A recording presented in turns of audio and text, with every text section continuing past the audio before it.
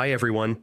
In this tutorial, I'll show you how to add a custom reply to address in your HubSpot marketing emails. This is a simple step that can really improve how you manage responses and keep your email communication efficient. First, open your web browser and log in to your HubSpot account. This is the essential starting point for managing your marketing emails. Next, browse through your existing marketing emails and select the one you want to customize. This ensures you're updating the correct email for your campaign. Once inside the email editor, click on the Settings option.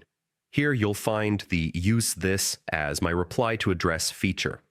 Enter the email address you want replies to be sent to, making sure it's the one that works best for your communication flow. While you're here, take a moment to craft a compelling subject line. A subject line that clearly reflects your email content helps improve open rates and engagement. Finally, save your changes. Your custom reply to address is now set, and you'll notice improved response management and smoother communication with your recipients. And that's it. A quick, easy way to enhance your HubSpot email campaigns by using a custom reply to address. Thanks for watching.